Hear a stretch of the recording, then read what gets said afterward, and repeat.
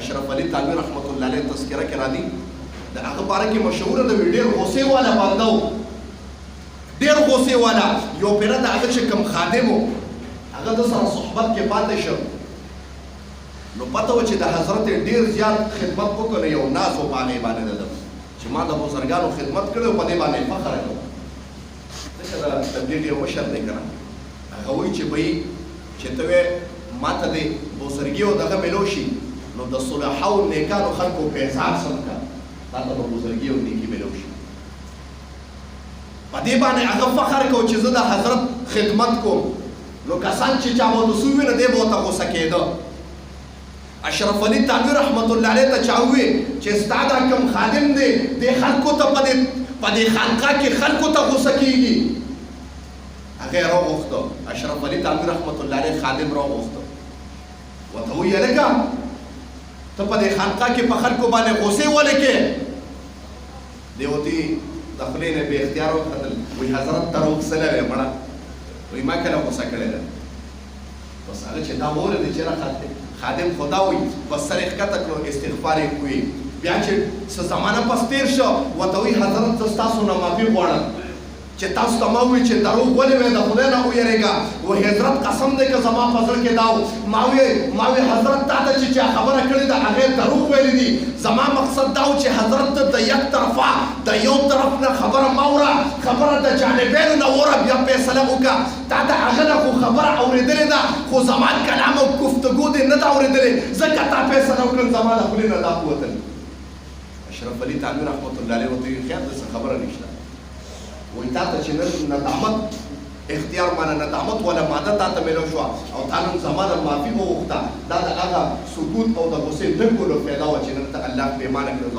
زما جولې ته راوستې او ما نه دې معافي وغوښته یو کس تا ته تیزه خبر وکړه بعض ټایم کې یو انسان اگر که سپینګیري نامناسبه خبره وکړي ډېره چې هغه د کولو خبره نه او نه د هغه د شان سره موافقي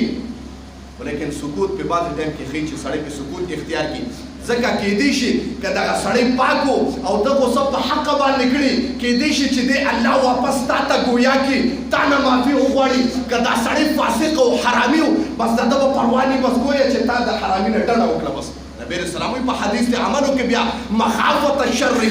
گویا د یو شر د وجې نه یو سړی پوه شه چې فاسق او فاجر دی په عرف کې حرامي باندې مشهور دی په عرف کې ته مسلمانان تنګ دي مخافت شره د هغه عظمت هم بیا کې د هغه ادب هم ته کې هغه ته ښکته کېږي نبی رسول الله وایي صرف اور صرف په یو حدیث باندې د عمل دی چې مخافت شره د هغه د شر د وجې نه ځان وساته تا ته شر ونه رسوي